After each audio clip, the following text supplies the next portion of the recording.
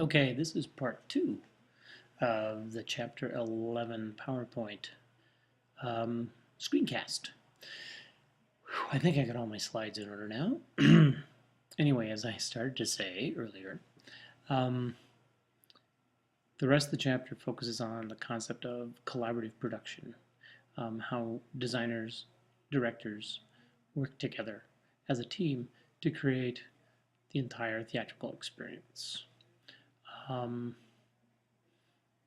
There are different ways the audience experiences the play, clearly. One being aural, right, through the sounds of the play, the language, sound effects, music, that sort of thing.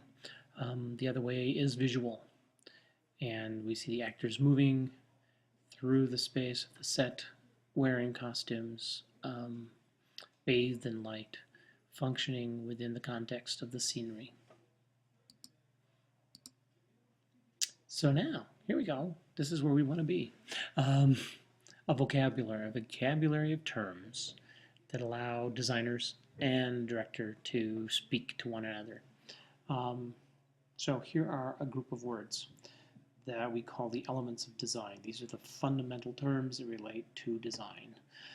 First and foremost, we have the word line. When you think of line, you think of the most elemental way of expressing things visually. Everything that we see can be broken down fundamentally into line.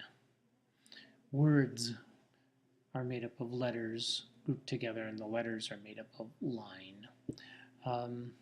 Shape, which is the next word on our list. Shape, we understand shape through its outline. You can think about shape in multiple ways. Shape sort of has a collective of similar terms. When you talk about form versus shape, I like to think of 3 dimensions versus 2 dimensions. When you think about mass in the context of form, you should think about the weight, the perceived weight of an object. Picture, if you can, 2 spheres. One is a bowling ball and one is a glass globe. They are the same size, but they have very different mass.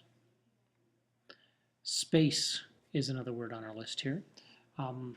Space has to do with terms like positive and negative. There's the total space, the volume of the space that is the stage, where the actors are, the environment, the world that the actors occupy. And if you'd like, you could call that the negative space, and then the actors and the scenery become positive elements within that space.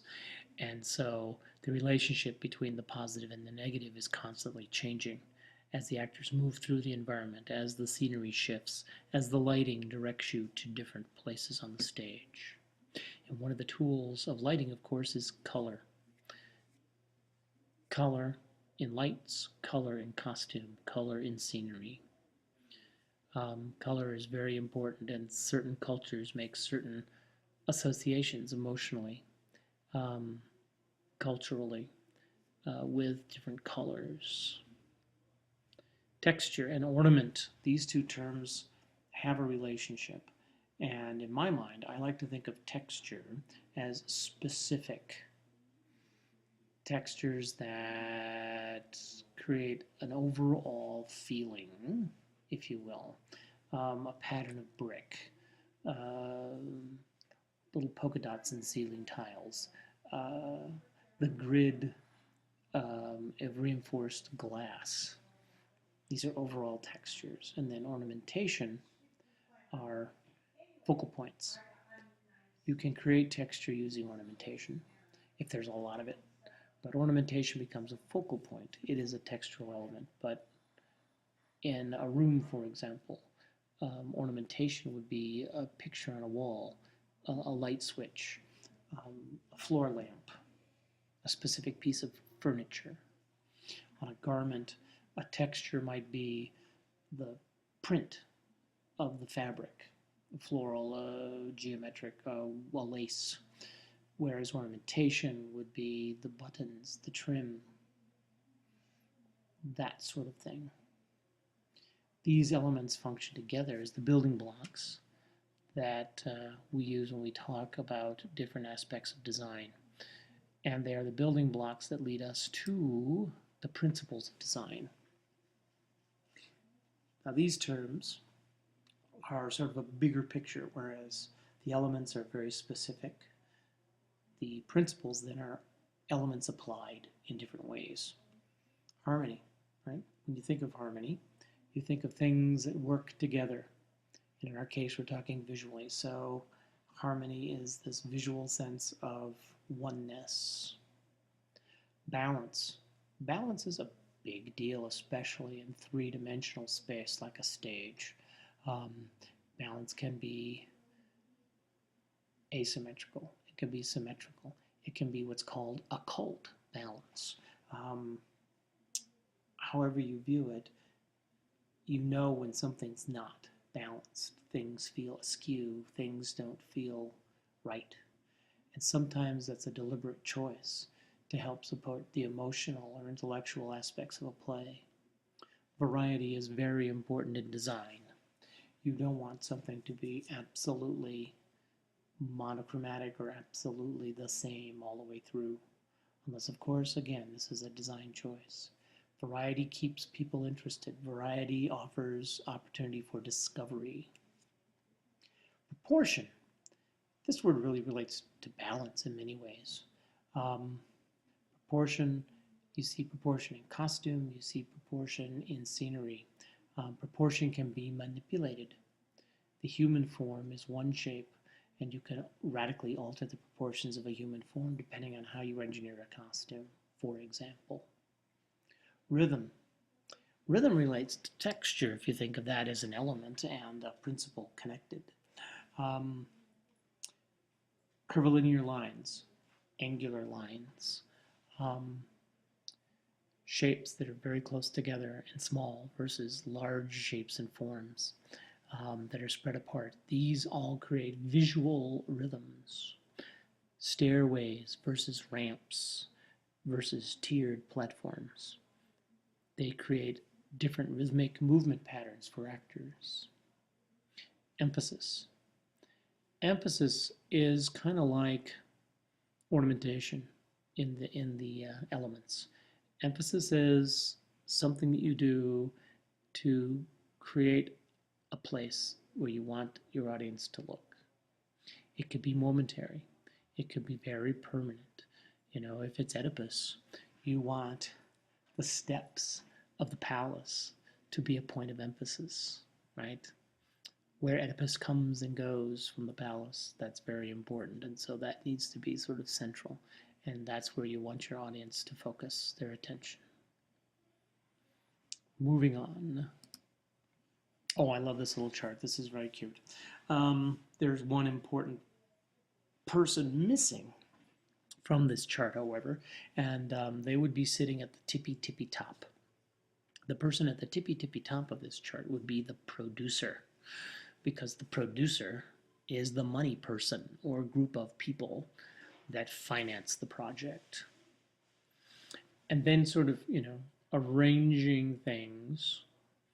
Visually, I think I would have put the director higher above the designers, because usually in, say, a professional situation, a producer will hire a director, and then in consultation with the director, the design team will be hired. But all of these people collectively work on establishing a common interpretation and then processing their ideas and ultimately coming up with a cohesive experience for the audience.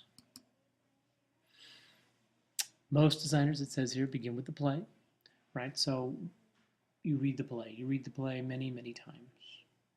And the things you consider as a designer, whether it's sets, lights, costumes, scenery, props, whatever the design area is, you must consider all of these different aspects.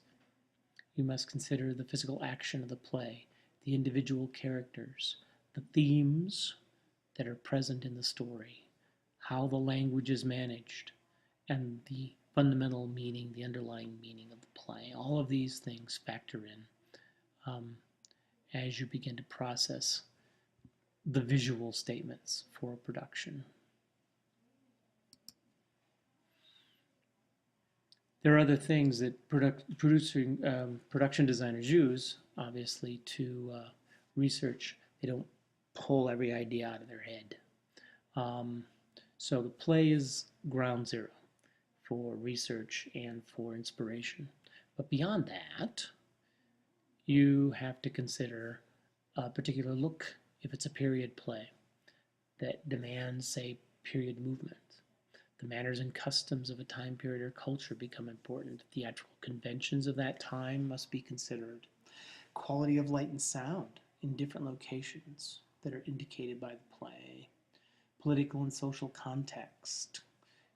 Who knew that theater was sociology? Who knew that theater was political science? It's literature. It's all of these things together. And a good designer wears many hats and has a vast array of resources to turn to. You go to visual resources, you go to literary resources for inspiration, you go to historic archives, all of these different places to seek out information to bring to the table to enrich this theatrical experience. Now, as you read through the individual chapters on the different designers, on the director, on how the actors work, each of those chapters will go into greater depth about how these different individual members of the total creative team work. Dramaturgy is a very interesting thing. You might look at that chapter, playwriting and dramaturgy. The dramaturg, which is a silly word, is an interesting kind of a job. And if you love research and you love contributing to the creative process through that kind of work, dramaturgy can be a very reliable income stream working in theater, especially if you don't feel like you can be on the stage. So one last little diagram, just for the sake of those that love diagrams. Everything relates, everything integrates, everything swirls around each other and locks in together. Many things in this diagram seem to indicate that they are equal partners. I suppose truly they are, but usually one thing will be more dominant over the other, and other design elements will be more supporting. You know, if it's a very simple scenic choice, costumes may be more elaborate. If it's a very complicated set, sometimes the costumes are simple. Lighting is a supportive design that helps carry the audience from moment to moment through the play, same as sound. And lighting and sound designers often bring their ideas to the table after the principal visual elements have been completed as far as concept goes. Because what the set looks like, what the costumes look like, the color choices that are made will influence how lighting operates. Timing and action will influence sound elements of the production.